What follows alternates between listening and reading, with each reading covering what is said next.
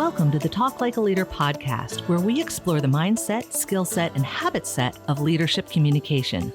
Using these tips, techniques, and tactics, you'll be able to talk like a leader to build better relationships and get more done. Your host is Guy Harris, who has more than 20 years of combined professional and military experience in consulting, coaching, and training in areas like team and interaction dynamics, communication strategies and tactics, as well as emotional intelligence. Take it away, Guy. Hi, this is Guy Harris. Welcome to Talk Like a Leader. This week's episode is titled, What Can You Do? And the inspiration for this episode is based on my interaction over many years, not a single interaction, multiple interactions with participants in our Bud to Boss workshops. The Bud to Boss workshop is a first-time leader or frontline leader workshop that I developed with my partner, Kevin Eikenberry. Much of the content in that workshop is also found in our book, From Bud to Boss. So I've been working with frontline leaders for many years now. We first did the Bud to Boss workshop in 2009, so it's been a while. And I've heard a common refrain come up from people new to leadership or in a frontline leader situation where they're not the leader of the organization. They're right on the front lines.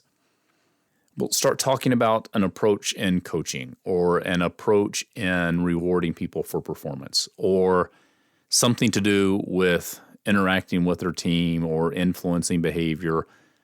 The list is long where this type of situation comes up. But we'll be talking about an approach, a strategy, a mindset, a technique, and someone will say, well, I can't do that. And the truth is they may not be able to. They may be constrained by organizational culture. They may be constrained by labor laws in the city, state, or county that they're in. They may be constrained by HR policy. They may be constrained by what their boss will or will not allow them to do. The list of what can constrain a frontline or first-level leader is actually pretty long.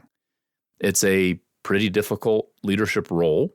You're asked to do a lot of things with relatively limited authority. And after all, as a frontline leader, you can't set company policy. You can't set HR policy. You can't negotiate union agreements and those kinds of things. Most of that stuff is just handed to you, and then you have to live with those constraints. So when we talk about an approach for how to do things as a leader, from a leadership mindset kind of idea, it actually is pretty frequent that we might talk about a concept that can't be applied exactly the way we're talking about it in the class.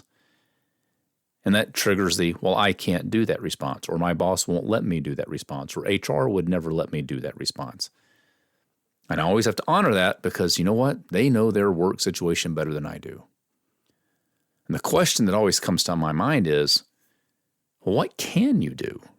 See, what I have noticed in years of working with leaders and years of being in leadership positions myself, even if I'm constrained in the things I can do, there is always something I can do. And it's in the what can you do area that you gain power.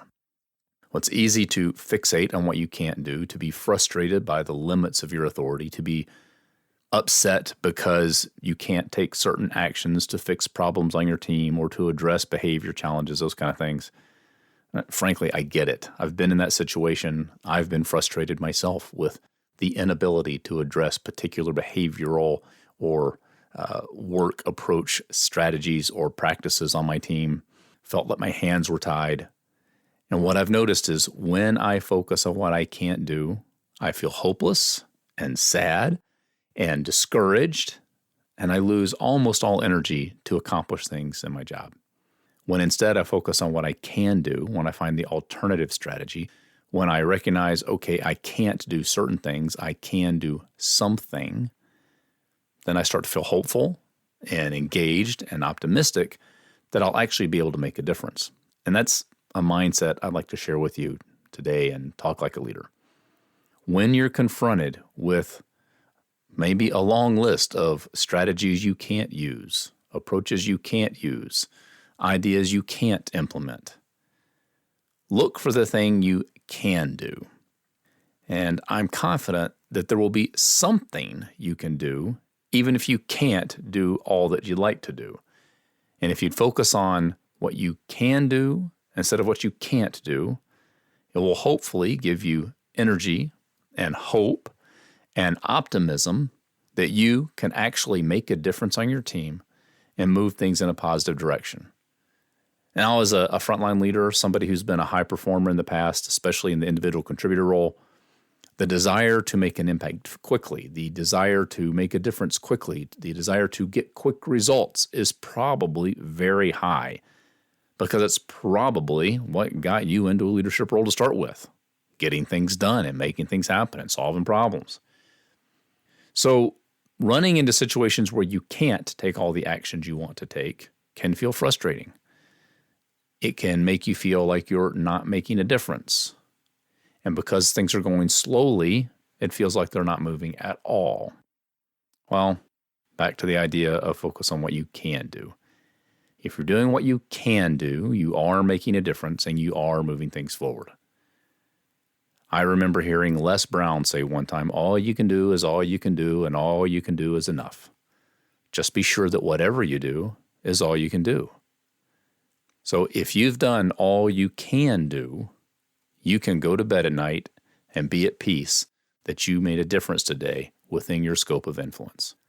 So my reminder for you this week, the thought I want to leave you with is, what can you do? Focus on that. Take the action you can take rather than get frustrated about action you can't take.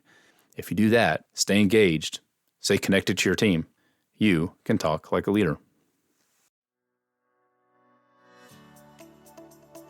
This has been the Talk Like a Leader podcast. You can listen to this show every week wherever you get your podcast. If you haven't, be sure to subscribe so you never miss an episode. I'm Guy Harris, and thanks for listening.